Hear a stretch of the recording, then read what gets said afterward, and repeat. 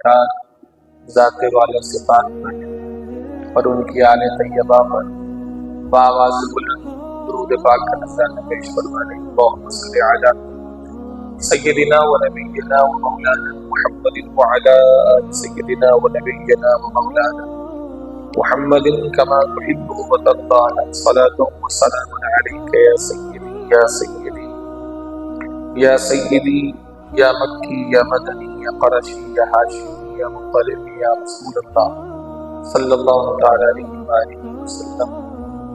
اللہ جل مجدہ و جل شانہ و اعظم شانہ و اتم حکمہ کی بارگاہ عالی میں نبی کریم علیہ الصلوۃ والسلام کے واسطے جلیلہ سے یہ دعا ہے کہ اللہ رب العزت ہم تمام کو انتہائی عقیدت و محبت و کامل توجہ اور انتہائی ذوق و شوق اور نہایت ادب و احترام کے ساتھ اپنے پیارے حبیب علیہ الصلوۃ والسلام کا اور اپنے محبوبوں کا ذکر خیر کرنے، سننے، سمجھنے، اس کی تعلیمات پر عمل کرنے اور دوسروں کو بھی بتانے اور سمجھانے کی توفیق ربی عطا فرمائے۔ اللہ جل مجدہ نبی محترم علیہ الصلوۃ والسلام کے صدقے و توفیق ہم تمام کو ہر قسم کی خطا، کوتاہی، بھول چوک اور سہو و نسیان سے بھی محفوظ اور محفوظ رکھے، آمین بجاہ النبی صلی اللہ علیہ وسلم۔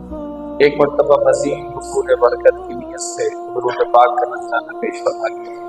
اللہم صلی علی سیدنا و نبینا و مولانا محمد وعلی سیدنا و نبینا و مولانا محمد کما تحب و ترضى صلاة و سلام علیک یا سیدی یا سیدی یا سیدی یا رسول اللہ صلی اللہ علیہ وسلم۔ رجب المرجب کا انتہائی بابرکت مہینہ جو عبادتوں کے بیچ بونے کا مہینہ ہے، اور اس کے بعد شعبان جو نبی کریم علیہ الصلوۃ والسلام کا مہینہ ہے، اور رمضان جس کو اللہ جل شانہ کا مہینہ ہونے کی نسبت حاصل ہے۔ ان بابرکت ایام میں کہ رجب کا تعلق حرمت والے مہینے سے ہے، اللہ تعالیٰ نے اس مہینے کی حرمت رجب المرجب کی ایام جاہلیت میں بھی باقی رکھی، اور لوگ اس مہینے کی عزت و تعظیم کیا کرتے تھے۔ آج اس ماہ مبارک میں ایک عظیم ترین ہستی جن کو بلا مبالغہ پورا ایشیا جانتا ہے، بر اعظم ایشیا جن کو پورا جانتا ہے، اور بر اعظم ایشیا کے ساتھ ساتھ بر اعظم یورپ میں بھی ان کے نام کی دھوم دھام ہے، اور دنیا کے جتنے بر اعظم ہیں ان تمام میں اللہ کریم نے ان کا نام، ان کا ذکر پہنچایا، لیکن ان کا زیادہ تعارف ایشیا میں پاکستان، ہندوستان، بنگلہ دیش، اسی طرح کے دوسرے ممالک جو وسط ایشیا کے ہیں۔ میری مراد اس عظیم ترین شخصیت سے جن کا آج ذکر خیر کرنے کی سعادت انشاءاللہ ہم حاصل کریں گے، اور ان کے ذکر مبارک کی برکت سے اللہ تعالیٰ کہنے والے اور سننے والے کو مستفیض فرمائے گا انشاءاللہ۔ اس عظیم ترین شخصیت کا نام حضور سیدی حسن سنجری رضی اللہ تعالیٰ، حضرت کا نام مبارک حسن ہے، اور دنیا ان کو جو سب سے زیادہ جس لقب سے پہچانتی ہے وہ اتنا مشہور ہو گیا کہ گویا ان کا لقب بھی ان کا نام ہو گیا، اور بہت تھوڑے لوگ ہیں جو حضرت کے صحیح نام سے واقف ہیں۔ ان کا لقب جو امت نے ان کو عطا دیا، گویا ان کا لقب ہی ان کا نام ہو گیا ہے، یعنی پوری دنیا میں جو ان کی شہرت ہے خواجہ غریب نواز رحمۃ اللہ تعالیٰ علیہ سے، کیا مرد، کیا عورتیں، کیا بچے، کیا بوڑھے اور کیا جوان، ان کے سامنے جب یہ نام لیا جاتا ہے کہ لقب ہے اصل میں، جب یہ لقب ان کا لیا جاتا ہے خواجہ غریب نواز، تو سب سمجھ جاتے ہیں کہ ان سے مراد کون سی شخصیت ہے۔ حضرت کا نام پاک حسن ہے، اور حضور خواجہ غریب نواز رضی اللہ تعالیٰ والد کی طرف سے بھی اور والدہ کی طرف سے بھی دونوں طرف سے سید ہیں۔ والد کی طرف سے ان کا سلسلہ نسب حضرت امام حسین رضی اللہ تعالیٰ کی طرف جاتا ہے اور آگے جا کے پھر نبی پاک صلی اللہ علیہ وسلم کی بارگاہ میں پیش ہوتا ہے، اور والدہ صاحبہ کی طرف سے آپ کا نسب امام حسن رضی اللہ تعالیٰ کی طرف سے ہو کر سرکار کی بارگاہ میں پہنچتا ہے۔ تو ایسے سید کو جو والد کی طرف سے بھی سید ہو اور والدہ کی طرف سے بھی سید ہو، ایسے خوش نصیب اور اعلیٰ انسان کو نجیب الطرفین سید کہا جاتا ہے، یعنی دونوں طرف سے ان کی سیادت چل رہی ہے، امام حسن کی طرف سے بھی اور امام حسین رضی اللہ تعالیٰ کی طرف سے۔ تو حضور خواجہ غریب نواز رضی اللہ تعالیٰ جن کے کئی القابات ہیں، ہند الولی، خواجہ ہند، خواجہ خواجگان، عطائے رسول، معین الدین، یہ سارے حضرت کے القابات ہیں جو اللہ تعالیٰ نے عوام الناس کی زبان سے ان کو دلوائے۔ حضور خواجہ غریب نواز رحمۃ اللہ تعالیٰ علیہ کا تذکرہ مبارک صدیوں سے ہو رہا ہے اور قیامت تک ہوتا رہے گا۔ ہر شخص ان کا ذکر کر کے ان کی بارگاہ سے نیاز حاصل کرتا ہے، برکتیں حاصل کرتا ہے، اللہ کی رضا حاصل کرتا ہے، اور ان کی شخصیت پر کئی جہتوں سے گفتگو کی جاتی ہے۔ حضرت کی شخصیت اللہ جل شانہ نے انتہائی عظیم اور انتہائی متاثر کن بنائی ہے۔ آپ 537 ہجری میں آپ سجستان میں جلوہ گر ہوئے، 537 ہجری میں۔ اس کا مطلب یہ ہے کہ آپ 6 صدی ہجری کے بزرگ ہیں۔ حضور خواجہ غریب نواز رحمۃ اللہ تعالیٰ علیہ کو دیکھا جائے تو اس دنیا سے پردہ فرمائے تقریباً 750 سال سے اوپر کا عرصہ گزر چکا ہے، لیکن اس 750 یا 850 سال میں اللہ کریم جل شانہ کی مہربانی سے ہر آنے والے دن میں حضور خواجہ غریب نواز رحمۃ اللہ تعالیٰ علیہ کی عزتوں میں اضافہ ہی ہوا ہے۔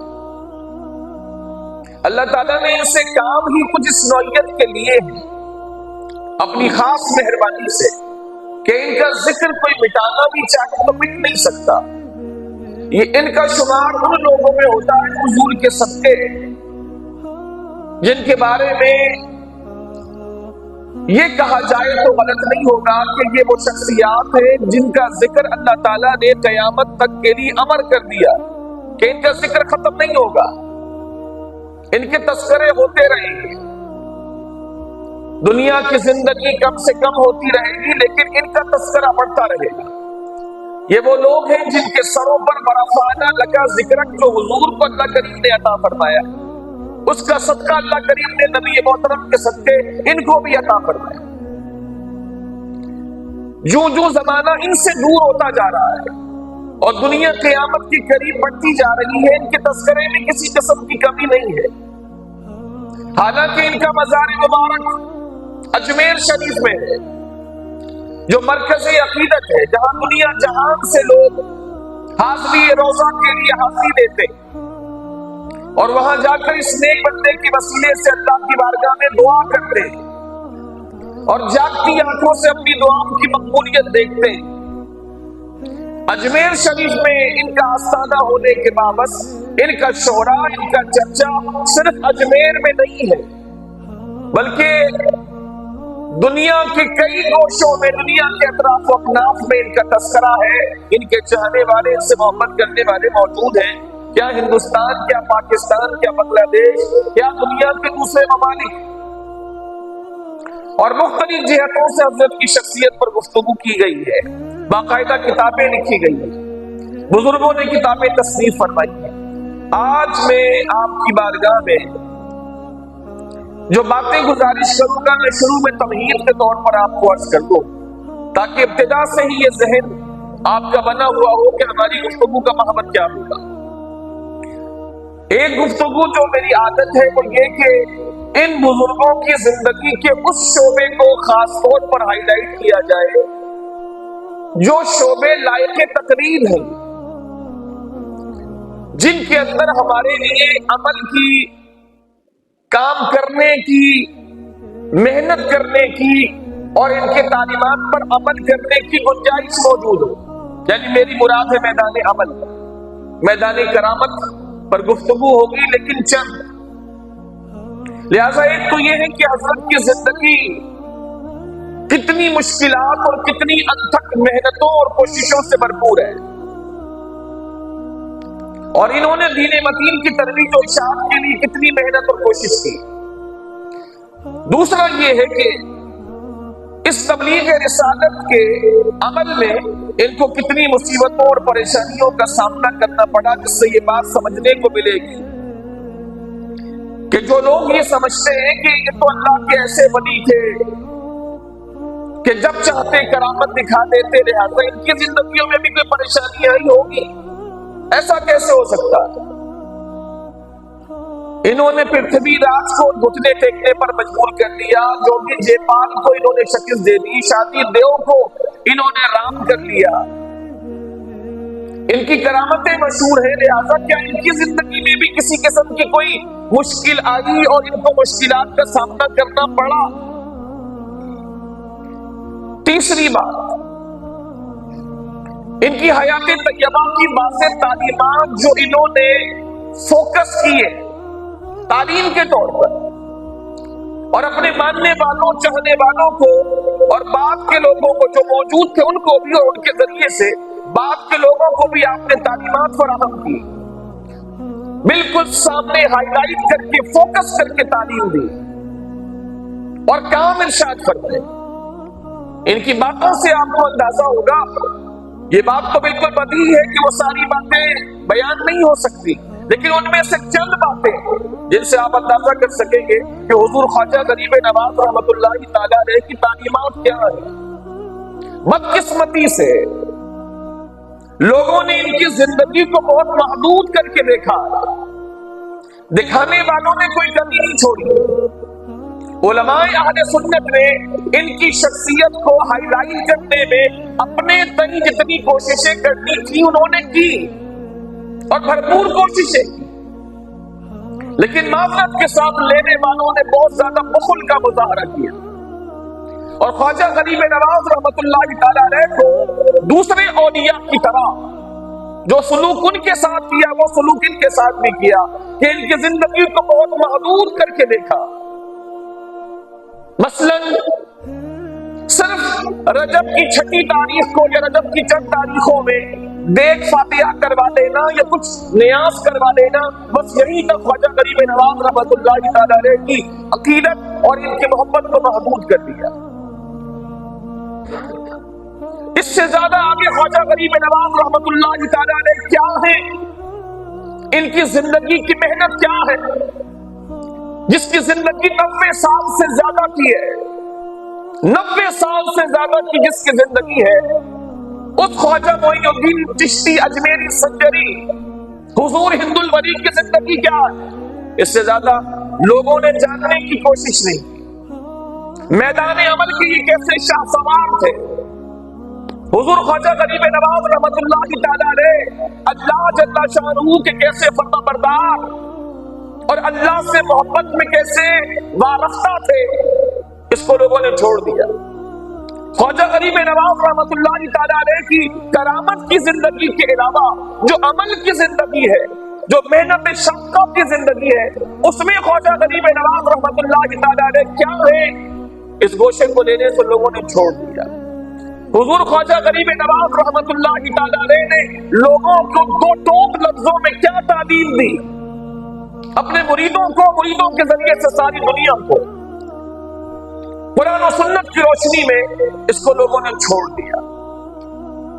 خواجہ غریب نواز رحمۃ اللہ تعالیٰ علیہ نے علم دین حاصل کرنے کے لیے کتنی جد و جہد کی، کہاں سے چلے کہاں پہنچے، علم دین کو کتنی اہمیت دی، اس کو لوگوں نے چھوڑ دیا. اپنی ماں کی خدمت کے حوالے سے انہوں نے کتنی انتھک محنتیں کی، اس کو لوگوں نے چھوڑ دیا. 14 سال کی عمر میں جب یتیم ہوتے ہیں، اس یتیمی کے بعد ساری زندگی 14 سال کے بعد سرکار خواجہ غریب نواز رحمت اللہ تعالی علیہ نے کیسے گزاری، لوگوں نے چھوڑ دیا. یہ اپنے بڑوں کے کتنے باادب تھے، اور اسی ادب کے نتیجے میں اللہ تعالیٰ نے ان کو ولایت کا راستہ عطا فرمایا، لوگوں نے چھوڑ دیا. اللہ جل شانہ کی محبت حاصل کرنے کے لیے انہوں نے سب کچھ چھوڑ کر اللہ کی طرف میں نکلے. اس کو لوگوں نے بیان کرنا، لوگوں نے لینا چھوڑ دیا. بیان کرنے والوں نے تو بیان کیا، لیکن لوگوں نے لینے والوں نے چھوڑ دیا، سننے والوں نے چھوڑ دیا، یاد رکھنے والوں نے چھوڑ دیا. عقیدت سمٹ کر صرف اس حد تک رہ گئی، یہ خواجہ صاحب کی فاتحہ کروانی ہے بس، خواجہ صاحب کی چھٹی آ رہی ہے بس. باقی 90 سال سے اوپر کی زندگی، جن کی زندگی شروع سے لے کے آخر تک جہد مسلسل کا نام ہے، ان کے ساتھ کی ناانصافی اور ان کے ساتھ کی ظلم و زیادتی نہیں ہے کہ ان کو پڑھا نہ جائے، سمجھا نہ جائے، علماء سے سنا نہ جائے. ان کی زندگی کے اس گوشے کو دیکھا جائے کہ انہوں نے کتنی مشقتوں سے دین کا کام انجام دیا ہے. لہذا بہت ضروری ہے کہ ان گوشوں پر توجہ کی جائے. روشنی ڈالنے والے روشنی ڈال رہے ہیں، ڈالتے رہے ہیں اور ڈالتے رہیں گے روشنی. لوگوں سے گزارش ہے کہ اس کو حاصل کریں، اس سے آگے بڑھیں. حضور خواجہ غریب نواز رحمت اللہ تعالی علیہ نے شریعت کی بالادستی کے لیے کیا کچھ کیا کہ شریعت کو فوقیت و ترجیح حاصل ہے. اللہ کے کلام کے آگے کسی کے کلام کی کوئی حیثیت نہیں. اللہ اور رسول کا کلام سب سے بلند ہے. کلاموں میں سب سے اونچا کلام اللہ کا، پھر رسول اللہ کا، جن کی ساری زندگی قال اللہ و قال رسول اللہ میں گزری. 90 سال سے اوپر کی زندگی، اس مبارک زندگی سے لوگوں نے پہلو تہی اختیار کر لی، لینے والوں نے. اللہ جل شانہ کسی کو نفس مطمئنہ اس دنیا میں آ کر اخذ کرنے کی توفیق دیتا ہے. نفس مطمئنہ، یہ سمجھ لیجیے کہ یہ نفس مطمئنہ کا حصول ایک انسان کے اعتبار سے کلائمیکس ہے، جہاں جا کے اللہ جل شانہ کے رضا کی سند حاصل ہو جاتی ہے، جس کے بارے میں رب العزت ارشاد فرماتا ہے یا ایتھا النفس المطمئنہ ارجعی الی ربک راضیۃ مرضیہ. اے اطمینان والی جان، اپنے رب کی طرف لوٹا. اے نفس مطمئنہ جو اپنے رب پر راضی ہے، مطمئنہ اطمینان والی جان جو اپنے رب کے ہر معاملے میں، ہر فعل پر راضی ہے، رب کے ہر فیصلے پر راضی ہے، رب کی ہر تقسیم پر راضی ہے. اے اطمینان والی جان، اپنے رب کی طرف لوٹا. اس حال میں لوٹا کہ تو اللہ سے راضی اور اللہ تجھ سے راضی. فادخلی فی عبادی، تو میرے خاص بندوں میں جن کو میں نے اپنا عباد کہا، تو ان میں داخل ہو جا. وادخلی جنتی، اور ان کی پوری جماعت کے ساتھ میری مخصوص جنت میں داخل ہو جا. یہ نفس مطمئنہ جو ایک انسان کی زندگی، ایک مومن کی زندگی کا کلائمیکس ہے.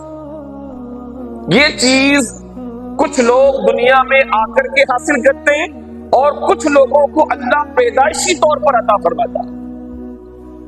اس کے حصول کے لیے سٹرگل کرنی پڑتی ہے. تو کچھ لوگ دنیا میں آ کے اس کے لیے سٹرگل کرتے ہیں اللہ کا ولی بننے کے لیے، کہ نمازیں پڑھ کے، روزے رکھ کے، نفلی روزے رکھ کر، راتوں کو قیام کر کے، اللہ کے بندوں کی خدمت کر کے، مخلوق خدا کی خدمت کر کے، جانوروں تک کا خیال کر کے، غیر مسلموں کے لیے پریشان رہ کر کہ یہ غیر مسلم اگر غیر مسلم ہی مر گئے تو ہمیشہ کے جہنم میں کیسے رہیں گے. ان کو یہ بھی درد ہوتا ہے، اور یہ درد ان کو اللہ کے نبیوں کی طرف سے ملتا ہے. وہ اس بات کے لیے بھی پڑھتے ہیں کہ غیر مسلم کیوں ہے، یہ اللہ کے دشمن اللہ کے دوست کیسے بنیں گے اور کب بنیں گے، اور میں اس کے لیے کیا کردار ادا کر سکتا ہوں. یہ ساری اللہ کے نیک بندوں کی زندگی ہوتی ہے۔ تو وہ کچھ لوگ دنیا میں آ کے حاصل کرتے ہیں ان تمام چیزوں پر عمل کر کے، اور کچھ لوگوں کو اللہ تعالیٰ پیدائشی طور پر نفس مطمئنہ عطا فرماتا ہے۔ وہ ماں کے پیٹ سے ہی اللہ کے ولی بن کر کے پیدا ہوتے ہیں۔ ان کی ولادت ہی بتا رہی ہوتی ہے کہ ان کی شان عام لوگوں سے جدا ہے، جیسے سیدی غوث اعظم رضی اللہ تعالیٰ عنہ کے بارے میں کہ سیدی غوث اعظم رضی اللہ تعالیٰ عنہ جب ماں کی شکم سے دنیا میں تشریف لا کر اور پہلے دن اپنے مدرسے میں استاد کے سامنے جاتے ہیں تو استاد کو بغیر کسی انسان سے پڑھے ہوئے پہلے ہی دن استاد کو 18 پارے زبانی سنا دیتے۔ یہ جس کو کہتے ہیں مادرزاد ولی، مادرزاد ولی، ماں کے پیٹ سے ولی پیدا ہوتا ہے۔ تو جو ولی ہے وہ تو نفس مطمئنہ پر فائز ہے۔ انہی لوگوں میں سے حضور سیدی خواجہ غریب نواز رضی اللہ تعالیٰ عنہ، ان کی ولادت پر ہی معلوم ہو گیا تھا کہ اللہ کے ولی۔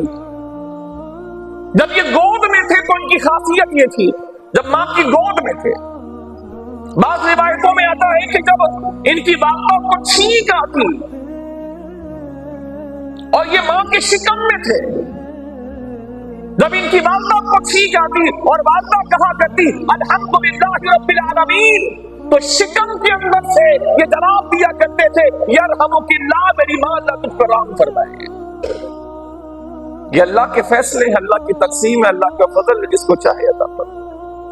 حضور خواجہ غریب نواز رحمۃ اللہ تعالیٰ علیہ جب ماں کی گود میں تھے اور ماں کا دودھ پیتے تھے، اور اس وقت ان کی والدہ کے حوالے سے لوگوں میں مشہور تھا کہ جس کا بچہ رو رو کے تھک جائے لیکن چپ نہ ہو، انتہا درجے کا رونے والا ہو، کسی کے بھی چھپانے سے چپتا نہ ہو، تو لوگوں میں مشہور تھا کہ وہ اپنے بچے کو لے کر حضور خواجہ غریب نواز، جن کا نام حسن ہے، تو لوگوں میں مشہور تھا کہ ان کے گھر پہ وہ عورت اپنے بچے کو لے کر آ جائے جو اپنی ماں کا دودھ نہیں پی رہا، جو بچہ چپ نہیں ہو رہا، ان کے پاس لے کر آ جائے۔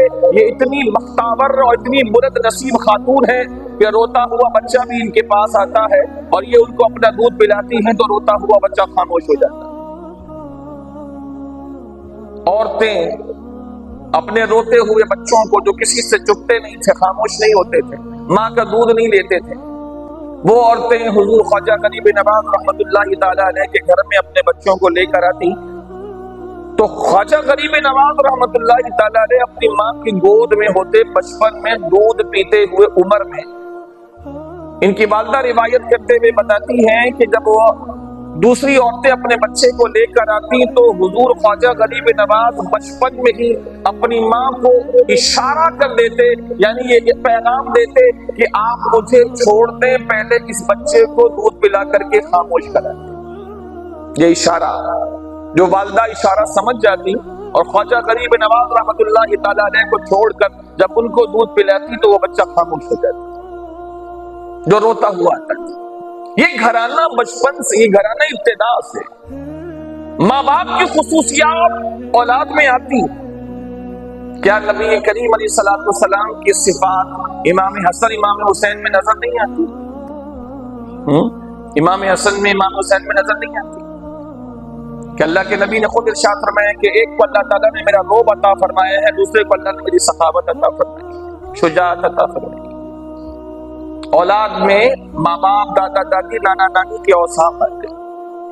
والدہ ولیہ تھی اور حضور غوث اعظم رضی اللہ تعالیٰ عنہ رشتے میں حضور غوث اعظم رضی اللہ تعالیٰ عنہ حضور خواجہ غریب نواز رضی اللہ تعالیٰ عنہ کے ماموں ہیں، اور حضور خواجہ غریب نواز غوث اعظم رضی اللہ تعالیٰ عنہ کے بھانجے۔ خواجہ غریب نواز رضی اللہ تعالیٰ عنہ کو عثمان ہارونی رضی اللہ تعالیٰ عنہ کے صحبت میں بیٹھنے اور وہاں سے اکتساب فیض کا اللہ نے لکھا تھا وہاں سے حاصل کیا اور ان کو اپنا شیخ بنایا، لیکن خواجہ غریب نواز رحمت اللہ تعالیٰ علیہ نے حضور غوث اعظم کی تربیت میں بھی وقت گزارا، اور ایک قول کے مطابق تقریباً 57 دن 57 ڈیز حضور غوث اعظم رضی اللہ تعالیٰ عنہ کے حجرے میں حضور سیدی خواجہ غریب نواز نے وقت گزارا، اور وہاں غوث اعظم نے ڈائریکٹلی بغیر کسی واسطے کے حضور خواجہ غریب نواز کی تربیت فرمائی ہے. حضور خواجہ غریب نواز 14 سال کی عمر میں یتیم ہو جاتے ہیں. میں جو بلیٹس آپ کو میں بیان کر سکا، اب میں اس کے حوالے سے کچھ باتیں آپ کو گزارش کروں کہ انہوں نے دین کی راہ میں کتنی مشقتیں اٹھائی اور ان کو اللہ جل شانہ کی محبت کے حصول کا کیسا شوق اور جذبہ تھا کہ اللہ کی محبت ملے اور اللہ کی ایسی محبت ملے کہ جو میرے دل کی کیفیت کی تبدیل کر کے رکھ دے اور میرے دل کے اندر موجود تمام خیالات کو جلا کر ختم کر دے اور صرف اللہ کی محبت کا وجود میرے دل میں رہے. یہ ان کا بڑا شوق تھا اور انتہا درجے کے بعد اب تھے. تو حضور خواجہ غریب نواز رضی اللہ تعالیٰ جب 14 سال کی عمر میں یتیم ہو جاتے ہیں اور ان کو وراثت میں ایک پنچکی ملتی ہے اور ایک باغ ملتا ہے. بس اس باغ میں جا کے کام کرتے اور باقی وقت عبادت میں گزارتے. 14 سال کی عمر. آج ہمارے یہاں 40 سال کی عمر کے لوگوں کو اس بات کی فکر نہیں ہے کہ اب میری موت مجھ سے بہت قریب ہو گئی ہے، میں اللہ سے لو تو لگا. 14 سال. ویسے تو 14 سال سے پہلے بھی حضور خواجہ غریب نواز رضی اللہ تعالیٰ کی زندگی سب کے لیے مثالی ہے اور نمونہ ہے.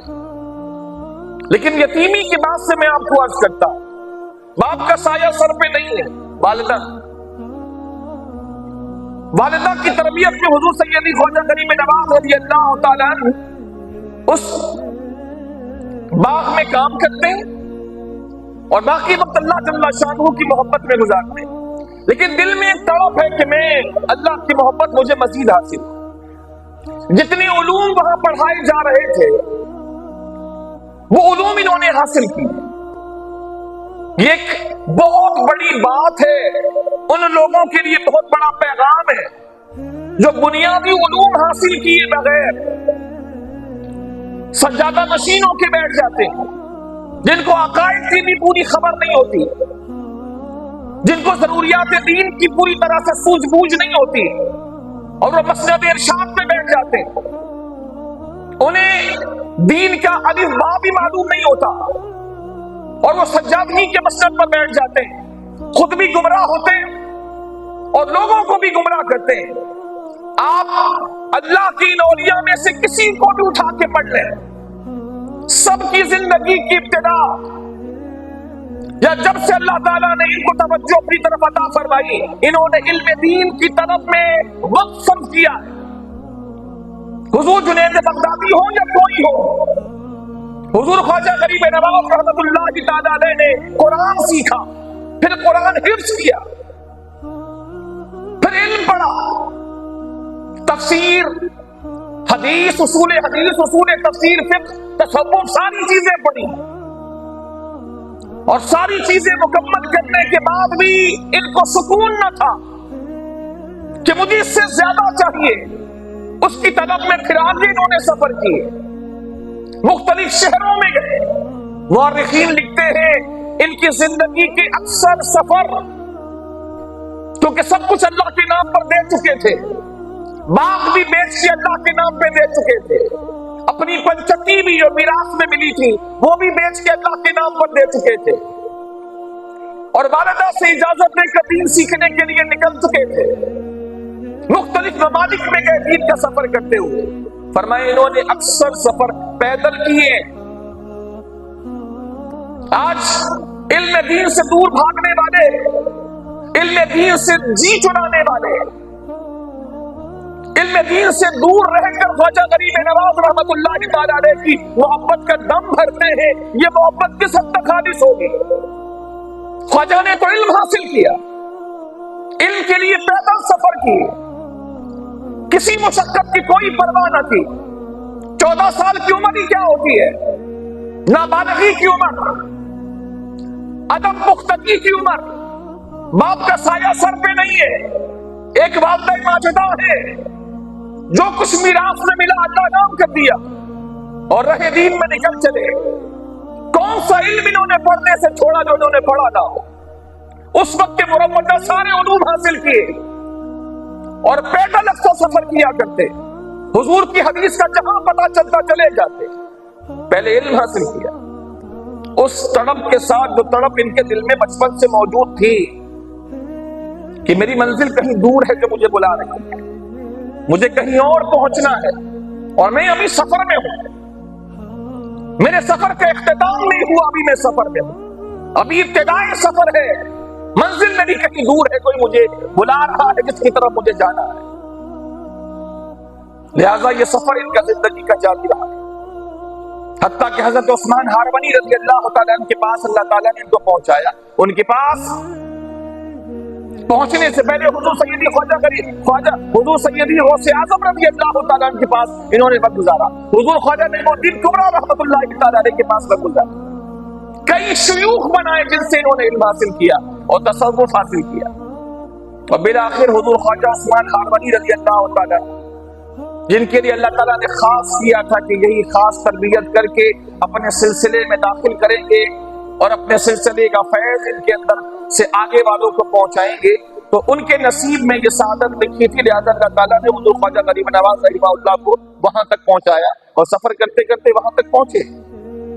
ان کی زندگی سفر سے بات ضروری تربیت لی، اور ضروری تربیت لینے کے بعد بھی شیخ نے جب ضروری تربیت پوری ہو گئی، جو ایک شیخ کو تربیت دینی تھی وہ ضروری تربیت پوری ہو گئی، علم ظاہر اور علم باطن کا مجموعہ بن گئے، تو اس کے بعد اس شیخ لے کر اللہ جل شانہ کی بارگاہ میں خانہ کعبہ پر حاضر ہوئے، وہاں حاضری دلوائی اور وہاں جا کے اللہ تعالیٰ سے دعا کی کہ یا اللہ میں تیرے سامنے اپنی عقیدت کا یہ نذرانہ لے کر آیا ہوں، میں حسن کو تیرے سامنے لے کر آیا ہوں، اے میرے مالک میرے حسن کو اپنی بارگاہ میں شرف قبولیت عطا فرما۔ تو خانہ کعبہ کے ایک گوشے سے آواز آئی، اے عثمان ہم نے تیرے نذرانے محبت کو قبول کیا۔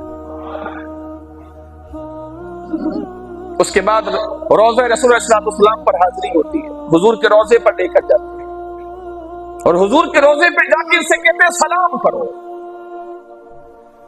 تو یہ سلام کرتے ہیں، الصلاۃ والسلام علیک یا سید المرسلین و خاتم النبیین، اے تمام رسولوں کے سردار، اے تمام نبیوں کے خاتم اور آخر میں تشریف لانے والے نبی آخری زمان، آپ پر صلاۃ و سلام ہو۔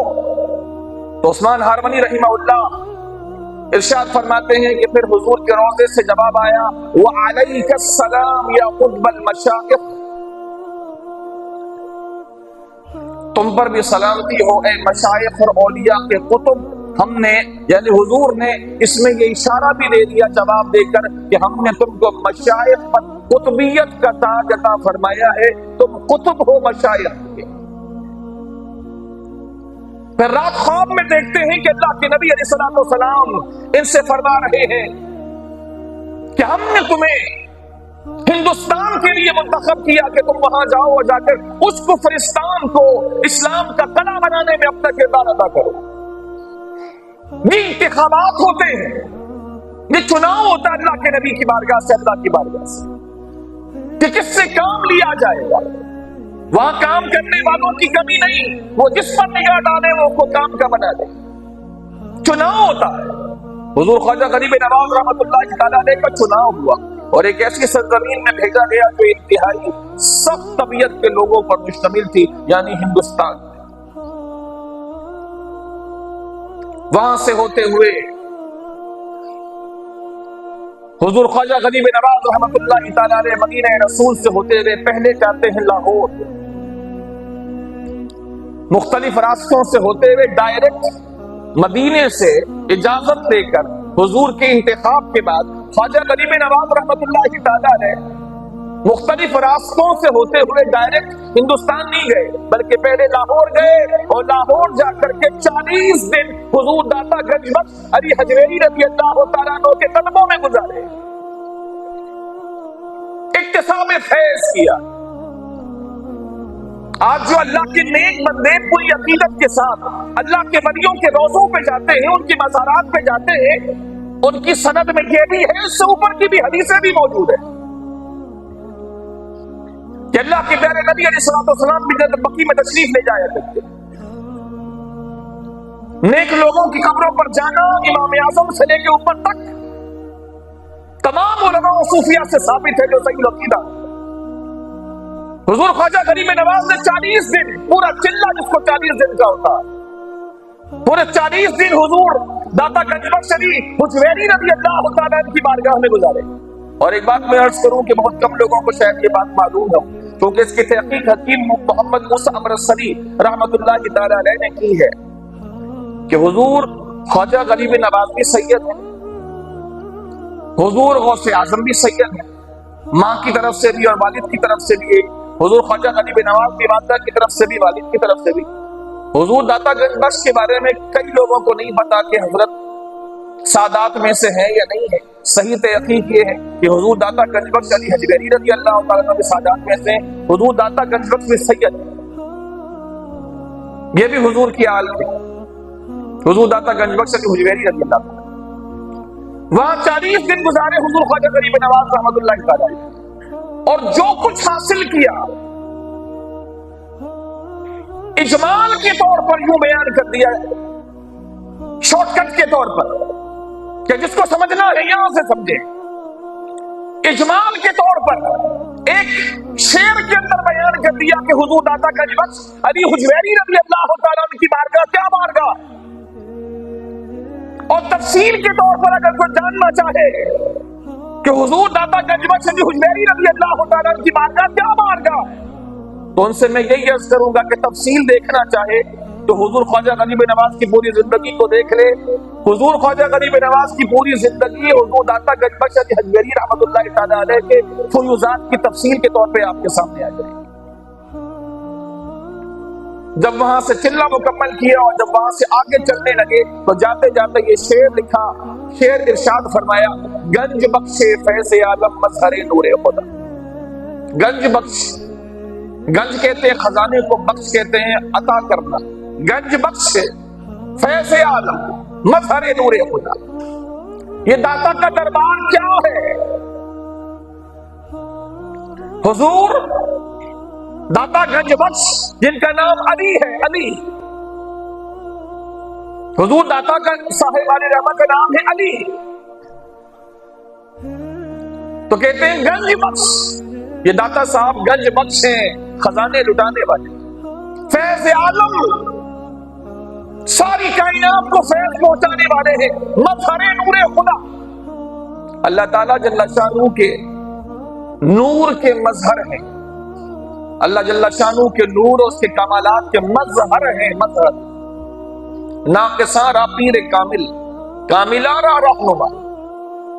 جو ناقص لوگ ہیں، نکمے لوگ ہیں، جو راہ سلوک پہ چل رہے ہیں، جو اللہ کی طرف پہنچنے والے راستے پر ابھی گامزن ہے، ابھی ناقص ہے راستے میں، ناقصارا پیر کامل. جو ناقص لوگ ہیں، جنہوں نے ابھی چلنا شروع کیا ہے، راستے میں ہے، منزل پہ نہیں پہنچے، ناقصاں راہ پیر کامل. ان ناقصوں کے لیے حضور داتا صاحب پیر کامل ہیں. وہ کاملارا رہنما.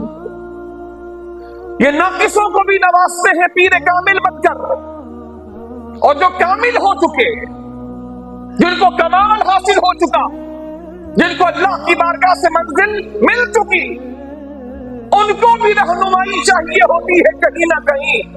منزل پر پہنچنے کے باوجود اور کامل ہو جانے کے باوجود داتا کا دربار وہ دربار ہے کہ ناقص بھی آتے ہیں تو ان کی بھی تربیت فرماتے ہیں داتا صاحب علی حجویری رحمۃ اللہ تعالیٰ علیہ. اور جو کامل لوگ ہیں، جن کو کمال حاصل ہو چکا، حضور داتا صاحب ان کی بھی رہنمائی کا فریضہ انجام دیتے ہیں. ناقصارا پیر کامل اور کاملارا رہنما. وہاں سے فیضیاب ہونے کے بعد لہذا جاننا چاہیے اللہ کے نیک بندوں کی تربتوں پر، ان کے مزارات پر، ان کے روضوں پر جانا چاہیے تاکہ اکتساب فیض کیا جا سکے. بہت کچھ ملتا ہے، لیکن جانے کا طریقہ اور اکتساب فیض کا طریقہ کیا ہے، وہ علماء شرع نے اس کو واضح طور پر بیان کر دیا کہ کسی ولی کے دربار پر جانے کا صحیح طریقہ اور ادب کیا ہے. اس طریقے سے جائے. وہاں سے اکتساب فیض کرنے کے بعد پھر لاہور کے ذریعے سے حضور خواجہ غریب نواز رضی اللہ تعالیٰ اجمیر میں قدم رکھتے ہیں. اب اجمیر میں جانا ان کے لیے مسائل، مصیبتوں اور آزمائشوں کے سلسلے کا شروع ہونا تھا. آسان تو تھا نہیں. کبھی کبھار لوگ اپنوں میں جاتے ہوئے بھی جھجک جاتے ہیں. کبھی کبھار نہ جانے رسپانس ملے گا نہیں ملے گا. اپنے تو ہیں, کلمہ پڑھنے والے تو ہیں, لیکن پتہ نہیں رسپانس دیں گے نہیں دیں گے, کسی نئے آنے والے کو برداشت کریں گے نہیں کریں گے, دل میں جگہ ہے نہیں ہے. اپنوں میں جاتے ہوئے کبھی کبھار لوگ ہچکچا جاتے ہیں, گھبرا جاتے ہیں. پھر ہوں سارے غیر, کتنا بڑا ٹاسک ہے, چھوٹا کام نہیں ہے. حضور خواجہ غریب نواز رحمۃ اللہ تعالی علیہ کو جو ٹاسک اللہ کے نبی نے دیا وہ چھوٹا نہیں تھا. عالم کفر میں بھیجا جا رہا ہے, کفرستان میں, مشترکہ ہندوستان, انڈیا اور پاکستان کا مجموعہ, انڈیا پاکستان بنگلہ دیش اور کئی علاقے سب کا مجموعہ, ان سب کا مجموعہ ہندوستان تھا اس زمانے میں, 6 صدی ہجری میں. اتنے بڑے علاقے پر حضور خواجہ غریب نواز رضی اللہ تعالیٰ کو اپوائنٹ کیا جاتا اور چند مریدوں کے ساتھ حضور خواجہ غریب نواز رضی اللہ تعالیٰ اجمیر میں پہنچتے. آزمائشوں کی ابتدا ہے, مختلف راستوں سے پیدل چلتے ہوئے, بعض سواریوں کو چلتے ہوئے, پھر پیدل چلتے ہوئے, اتنا طویل سفر طے کر کے حضور کی دعا کے سائے میں اور پیر صاحب کی دعاؤں کے سائے میں اتنا لمبا سفر کر کے اجمیر پہنچتے ہیں. اور اجمیر پہنچنے کے بعد جو وہاں پر ان کے لیے مشکلات کھڑی ہوتی ہیں وہ ان کی زندگی کا ٹف ٹائم ہے, کیونکہ سارے کافر تھے, سارے کافر تھے. اگر کہیں کوئی مسلمان تھے تو بہت دور کنار, صحیح تعلیمات سے دور, اللہ رسول کے صحیح تعلیمات سے دور. سارے کافر تھے. ان کافروں کے بیچ میں رہ کے دین کی تبلیغ کرنا, اپنوں میں بندہ ہچکچا جاتا ہے, غیروں کا پوچھنا کیا. وہاں حضور خواجہ غریب نواز رحمت اللہ تعالی علیہ کے در سے دین دینا ان کی زندگی کی مصیبتوں کا کلائمیکس ہے. جہاں ان کی مصیبتیں عروج پر ہیں, کوئی انہیں تسلیم کرنے کو تیار نہیں. ایک تو ہے تسلیم نہیں کرنا, ایک ہے دشمنی پر اتر آنا. ان کی دشمنی پر وہاں کا راجہ اتر آتا جس کا نام پرتھوی راج ہے. اس نے مصیبت اٹھانے میں کوئی کمی نہیں چھوڑی. جو لوگ صرف یہ سمجھتے ہیں کہ بدی تو بس کرامت دکھائے, تو ہڈیوں میں دم کرے تو اس کو بڑا بنا کے کھڑا کر دے, جیسے غوث اعظم نے کیا. ان کی زندگیوں کے ان لمحات اور ان چیپٹرز کو نہیں دیکھتے جو بہت طویل ہے, مصیبتوں سے بھرے ہوئے, جہاں ان کے آنسو بھی ہے, ان کا رونا بھی ہے, ان کی دعائیں بھی ہیں, ان کی التجائیں بھی ہیں اللہ کی بارگاہ, جہاں وہ اللہ کی بارگاہ میں پھوٹ پھوٹ کر روتے بھی ہیں, جہاں وہ اللہ سے التجائیں بھی کرتے ہیں, یا اللہ ان کے دلوں میں بات ڈال دے. جہاں وہ تنہا اپنے آپ کو کبھی کبھی لوگوں کے اعتبار سے محسوس کرتے اور صرف اللہ کے بھروسے پہ جم کے کھڑے رہتے, جہاں ان کا توکل نظر آتا ہے, جہاں ان کے اندر کردار ابراہیمی نظر آتا ہے, جہاں مصیبتیں دیکھتے ہیں تو حضور نبی کریم علیہ الصلوۃ والسلام کی یاد تازہ ہوتی ہے. کتنی مصیبتیں. پرتھوی راج نے ان کا وہاں پر رہنا مشکل کر دیا, بیٹھنا قیام کرنا مشکل کر دیا, پانی بند کر دیا گیا. انا ساگر جو وہاں پر چشمہ بہتا تھا اس کا پانی بند کر دیا گیا. مریدوں کو طرح طرح سے ستایا جانے لگا. حضور خواجہ غریب نواز رحمت اللہ تعالی علیہ کو تھریٹس دی جانے لگی, جان کی دھمکی دی جانے لگی, ہندوستان کو چھوڑ دینے کی دھمکی دی جانے لگی. اس وقت کوئی کرامت نہیں, اس وقت فیس ٹو فیس ساری باتیں ہوئی. خواجہ غریب نواز رحمت اللہ تعالی علیہ بالکل ان تمام تقاضوں پر پورے اتر رہے ہیں جن کا کرامت سے کوئی تعلق نہیں ہے. برداشت کر رہے ہیں, بات کر رہے ہیں, نیگوسیشن ہو رہی ہے, گفتگو ہو رہی ہے, سمجھانے کی پوری کوشش کر رہے ہیں. کوئی مان رہا ہے, اکثر نہیں مان رہے. ان کے کردار کو دیکھ کر کچھ لوگ مسلمان ہو رہے ہیں تو ان کی مخالفتوں میں بھی اضافہ ہو رہا. پہلے ان کو اتنا نوٹس نہیں لیا گیا, لیکن بعد میں راجا کے کان کھڑے ہو گئے کہ لوگ ان کے کردار سے, ان کی باتوں سے متاثر ہو کر ان کے قریب ہونا شروع ہو گئے. کہیں یہ شخص ہماری ریاست کے لیے خطرہ نہ بن جائے. پھر دشمنی بڑھ گئی, پانی بند کیا گیا, ان کے مقابلے میں لوگوں کو بھیجا گیا, جوگی جے پال کو بھیجا گیا, उन्होंने ये समझा कि ये जो शख्स आया है नया नया मुसलमान, ये कोई करतब दिखाने वाला कोई मदारी है कि करतब दिखा के लोगों को अपनी तरफ कर रहा है। उसने इसको जादू समझा कि जादू के जोर पर ये लोगों के दिलों पर हुक्मरानी करना चाहता है और हमारी रियासत को नुकसान पहुंचाना चाहता है और जादू दिखा के करतब दिखाकर हमारे हिंदू भाइयों को मुसलमान करना चाहता है। वो समझ नहीं पाया कि ख्वाजा गरीब नवाज रहमतुल्लाहि तआला अलैह को अल्लाह ताला ने इल्म ज़ाहिर के साथ इल्म बातिन और रूहानियत में आला मकाम अता फरमाया। लोग उनके किरदार को देखकर मुतासिर हो रहे हैं, वो कोई जादू नहीं कर रहे, उनके किरदार का असर है, उनकी शख्सियत का असर है। और फिर वो वाक़या रूनुमा होता है जो बच्चे बच्चे हमारे जानते हैं कि जोगी जयपाल को मुकाबले पर लाया जाता है और ख्वाजा गरीब नवाज रहमतुल्लाहि तआला अलैह के सामने वो आता है जोगी जयपाल। मैं तो कहता हूँ कि इसका नसीब अच्छा था कि ये ख्वाजा गरीब नवाज रहमतुल्लाहि तआला अलैह के सामने आ गया, वरना न जाने कहां कुफ्र की मौत ही मर जाता। अल्लाह जल्ला शानहू ने इसके साथ खैर का इरादा फरमाया तो इसी को अपॉइंट किया गया राजा की तरफ से कि तू जा। इस शख्स ने तो कयामत उठा रखी है, जब से आया हमने समझा था कि बात यही खत्म हो जाएगी, लेकिन हर गुजरते दिन के साथ इसके चाहने वाले बढ़ रहे हैं। इसने ऊंचे जात को नीचे जात को सबको बराबर कर लिया है। ये कहता है हमारा इस्लाम ऊंची जात नीची जात इसका कोई फर्क ही नहीं रखता। हमारा इस्लाम तो ये है कि कलमा पढ़ने के बाद जो इज्जत राजा की है वही इज्जत एक आवाम की है। एक ही सफ में खड़े हो गए महमूद अयाज, ना कोई बंदा रहा ना कोई बंदा नवाज। इसने तो मलिया मेट करके रख दी है हम सबकी इज्जत को। लिहाजा जोगी जयपाल को भेजा गया मुकाबले के लिए ख्वाजा साहब रहमतुल्लाहि तआला अलैह के सामने। वो जादूगर था। अब तक ख्वाजा साहब रहमतुल्लाहि तआला अलैह पूरी बर्दाश्त के साथ और सब्र और तहम्मुल के साथ दीन के पैगाम को लोगों में फैला रहे थे, लेकिन वो कुछ और समझता रहा। और बिला आखिर जब उसको सामने किया जाता और वो अपने करतब दिखाने के लिए मुख्तलिफ किस्म के करतब दिखाता है और दिखाने के बाद अपने आखिरी, जिसको कहते हैं आखिरी, उसके पास जो वार था कि वो एक चमड़े की टुकड़े को बिछाता है और उसके ऊपर छलांग लगाकर बैठ जाता है और उड़ करके हवा में दिखाता, जो कि सरासर जादू था और लोग देखकर हैरान हो जाते। तो ख्वाजा साहब रहमतुल्लाहि तआला अलैह अब अपनी करामत का इज़हार फरमाते।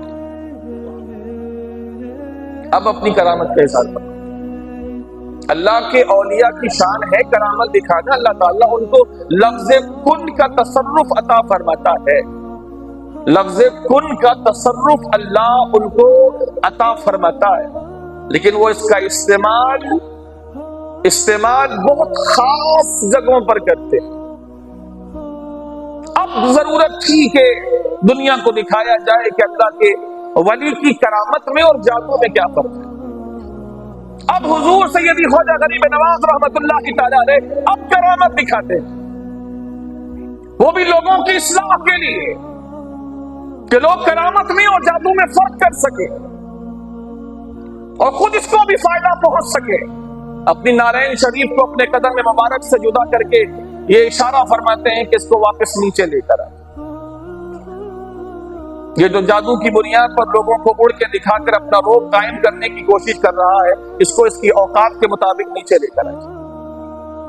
और फिर जब वो नारायण शरीफ खड़ा में वहां से उड़ती है और जो जोगी जयपाल के सर पे पड़ती है, हर चोट पर वो नीचे आता, फिर कोशिश करता ऊपर परवाज करने की, यहां तक कि उसको यकीन हो गया कि मैं जो दिखा रहा हूं वो तो जादू है, लेकिन ये जो दिखा रहे हैं ये जादू नहीं हो सकता, जरूर इनके खुदा का दिया हुआ तोहफा इनके पास है।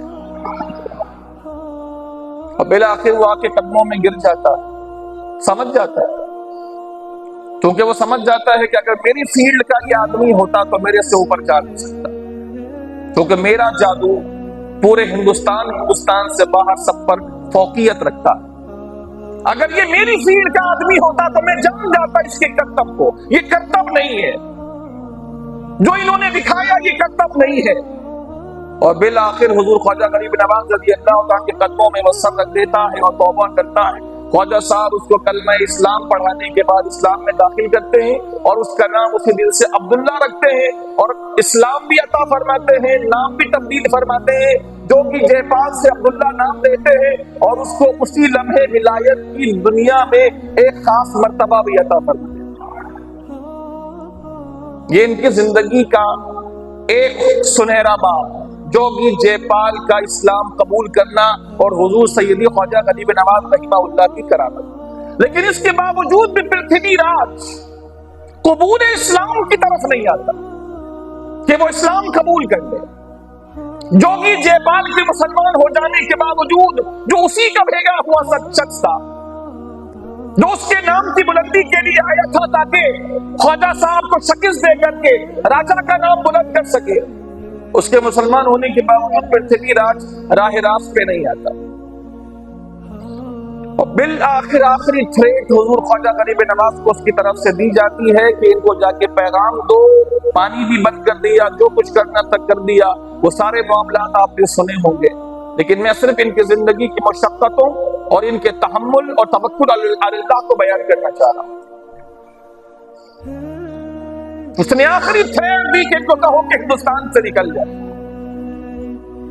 تو خواجہ غریب نواز رحمۃ اللہ تعالی نے اس کو پیغام بھجوایا کہ جا کر اپنے راجہ سے کہہ دینا کہ میں تو ہندوستان سے کہیں جانے کا نہیں، یعنی آپ اللہ پر بھروسہ کرنے کی اور توکل کی اعلیٰ شان دیکھیں۔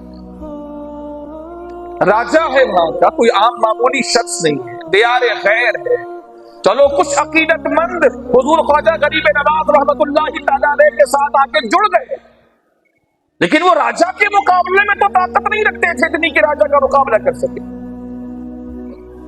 تو کس بنیاد پر حضور خواجہ غریب نواز رحمۃ اللہ تعالی علیہ اس کے چیلنج کے جواب میں چیلنج کر رہے ہیں اس کو؟ کس کے زور میں، کس کے بھروسے پر؟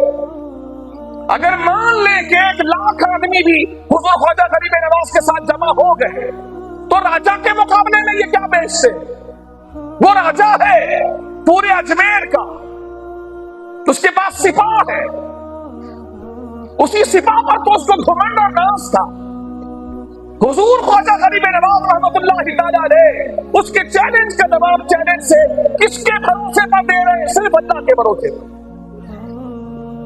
اس کی سرزمین میں رہتے ہوئے کس کی بنیاد پر اور کس کے بھروسے پر پرتھوی راج کی آنکھوں میں آنکھیں ڈال کر اس کو پیغام بھجوا رہے ہیں؟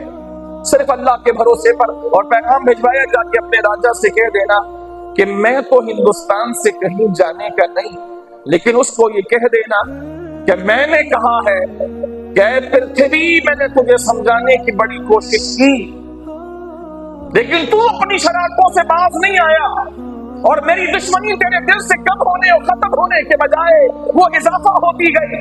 تو اے پرتھوی راج، کان کھول کر سن لے اللہ کے اس فقیر کا یہ جملہ کہ میں نے تجھے زندہ پکڑ کر شہاب الدین غوری مسلمان کے قید میں ڈال دیا، وہی تیرے جسم کے ٹکڑے اڑائے گا۔ میں نے تجھے شہاب الدین غوری کے حوالے کر دیا، حالانکہ شہاب الدین غوری کہاں اور یہ پرتھوی راج کہاں؟ کوئی شان گمان نہیں کہ پرتھوی راج اور شہاب الدین غوری، لیکن اللہ کا ولی، اللہ کے دیے علم سے، اللہ کے بھروسے پر مستقبل میں مایا جو ہوگا اس کی خبر اللہ کا ولی دیتے ہوئے کہہ رہا پرتھوی راج، میں تو ہندوستان سے کہیں نہیں جاؤں گا۔ اور میرے خواجہ نے سچ کر کے دکھا دیا، میرے خواجہ ہندوستان سے کہیں نہیں گئے، آج بھی میرے خواجہ اجمیر ہی میں موجود ہیں۔ ہاں کہ نہ؟ آج بھی اجمیر۔ ٹھیک ہو گیا؟ فرمایا میں تو کہیں جانے کا نہیں، لیکن پرتھوی راج، میں نے تجھے زندہ پکڑ کر شہاب الدین غوری کے حوالے کر دیا، وہی تیرے وجود کے ٹکڑے اڑائے گا۔ اور ابھی کہاں شہاب الدین غوری، کہاں پرتھوی راج؟ کوئی ٹکراؤ کی صورت نہیں اور کوئی لڑائی کی صورت نہیں۔ شہاب الدین غوری کے ساتھ صرف 1.25 لاکھ مسلمان اور پرتھوی راج کے پاس کئی لاکھ ہندو، ادھر صرف 1.25 لاکھ، ادھر کئی لاکھ ہندو ہندوستان کے، ادھر 1.25 لاکھ۔ شہاب الدین غوری رات سو رہے ہیں تو خواب میں حضور خواجہ غریب نواز شہاب الدین غوری کے تشریف لاتے۔ اس چیلنج کے بعد پرتھوی راج کو جو انہوں نے کہا اور اللہ کے ولی کی زبان سے نکل گئے کہ میں نے تجھے زندہ دے دیا شہاب الدین غوری، تو زندہ اس کے ہاتھ میں جائے گا۔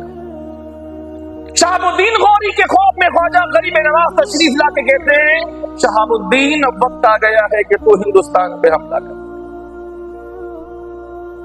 شہاب الدین وقت آ گیا کہ تو ہندوستان پر حملہ کر، فتح کا جھنڈا اللہ تیرے ہاتھ میں دے گا، فرشتے تیری مدد کو اتریں گے، میری دعائیں تیرے ساتھ ہیں، اٹھ کے حملہ کر ہندوستان پر۔ پرتھوی راج کو میں نے تیرے ہاتھ میں دیا اور اس کا حشر تیرے ہاتھوں میں ہوگا۔ شہاب الدین غوری نے اس سے پہلے کبھی سوچا بھی نہیں تھا کہ میں حملہ کروں گا۔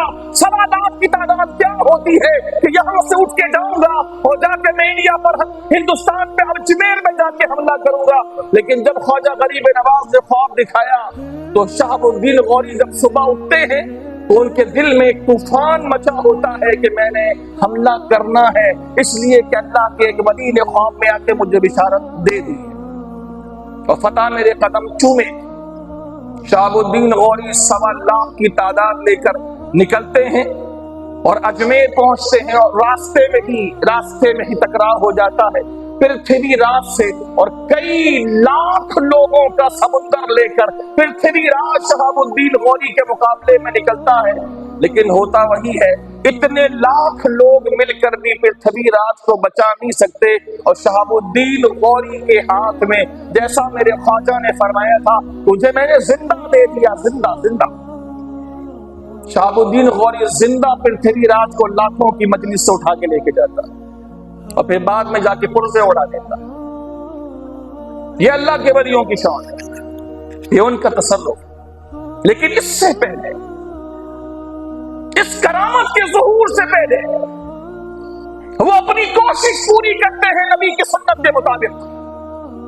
حضور بھی وما رمیت اذ رمیت ولکن اللہ رمی، حضور بھی کنکریاں پھینکتے ہیں دشمنوں پر، جن سے ان کی آنکھیں نابینا ہو جاتی ہے، کچھ دکھتا نہیں، لیکن اس سے پہلے ساری کوششیں کرنے کے بعد، ساری کوشش، دین کی راہ میں صعوبتیں، مشکلیں، پریشانیاں، حضور کا رونا، حضور کے آنسو، حضور کی دعائیں، حضور کی رب کی بارگاہ میں التجا، یہ سب کچھ ایسے حضور خواجہ غریب نواز رحمت اللہ تعالی علیہ کی زندگی ہے۔ رونا، آنسو بہانا، اللہ کی بارگاہ میں فریاد کرنا، اے اللہ میں یہاں آیا ہوں تیرے بندوں کو تیرے دین کی دعوت دینے کے لیے، میری مدد کر مولا، میری باتیں تیرے بندوں کے دلوں میں اتار سکوں، وہ مسلمان ہو سکے، میری مدد کر مولا۔ راتوں کی نمازیں ہیں، تہجد ہے، گریہ ہے، آہو فغاں ہے، نمازوں میں اللہ سے دعا ہے، یہ سب کچھ ہے۔ اس کے بعد جب خاص وقت آتا ہے کرامت دکھانے کا تو وہاں کرامت دکھائی جاتی ہے، ورنہ ان کی زندگی میں آنسو، ان کی زندگی میں رونا، ان کی زندگی میں التجائیں، ان کی زندگی میں اللہ سے کی بارگاہ میں گڑ گڑانا، وہ سب کچھ موجود ہے۔